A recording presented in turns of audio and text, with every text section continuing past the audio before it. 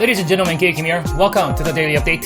Hope you guys had a good day trading today. Market is down about 1% there on the S&P. Looks like Nasdaq is pretty much flat. Semiconductors up a little bit. Dow's down a little bit. Small caps, banks, and the energy up a little bit there. However, transport, biotech, pharmaceuticals down a little bit. Emerging market up 0.5%. Grayscale, Bitcoin.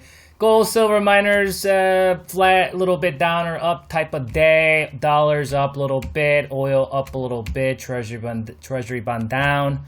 VIX is down a little bit. Let's stick with the spider. S&P 500 ETF, 65-minute chart here. So pretty much a pause day, as you can see, as I went through all these indices, sectors, and commodities today, and just it's not a big day, and that's something we've expected it from the last night's analysis.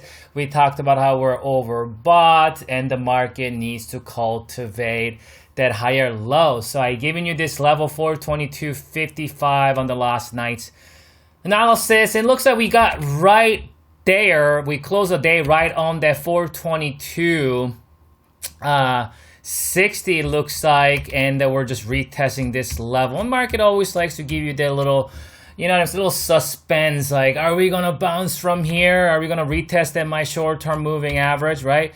That's why we ended the day just right on it, right? So, obviously nobody knows. I mean, I don't know what I'm gonna eat tonight, right? So you don't know. I don't know how the market is gonna behave at this point, at this level. We'll have to see if the market has decided if we're gonna bounce here. This is the current micro-term potential support. So if we lose it though, we got 421.90. That's the short-term moving average. So we can see that, prior support acting as resistance and then acting as support. So potentially, we do have a pretty impressive resume on that short-term moving average acting as pivot, right? It would act as support, it would act as resistance, and then it acted as support yesterday morning and then 2 days ago. So if we do see a continuation to the downside tomorrow, at least we'll see some sort of support at 421.90 and the next support at 420.48. So what we've been talking about last couple of days is that market did see that swift move here, did cultivate that higher high. We just need to see a cultivation of higher low before this market go after the new all-time high, printing the price, right? Printing the price, a new all-time high price. And what we're trying to figure out is that where is that going to be a higher low? Are we going to be? Is it going to be that 422.55, or is that going to be 421, or is it going to be 420?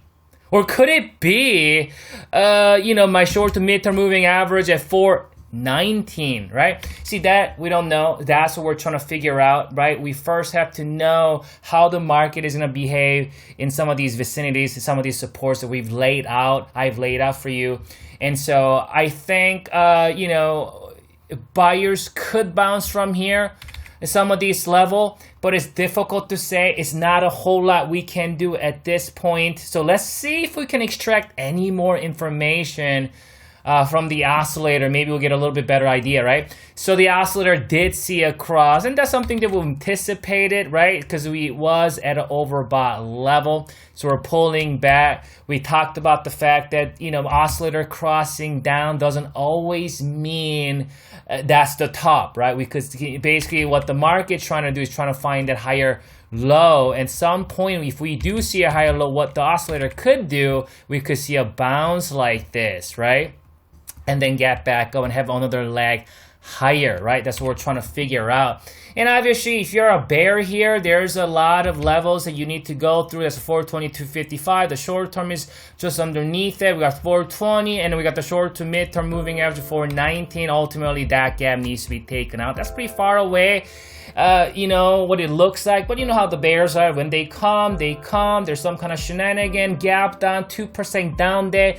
All that shenanigan is given, it's normal. That kind of stuff always happen. Nobody knows when that's gonna come. Only thing that bears can look forward to is a shenanigan type of move. As far as the overall trend is concerned, we want to give benefit of the doubt to the buyer. This is a beautiful day. I'm gonna go out and enjoy this day. Hopefully you guys are also not waiting wasting this time all day long watching the market, but go out and enjoy this day. Also, you guys enjoy this evening. I'll come back and see what happens in the market and we'll get a better idea.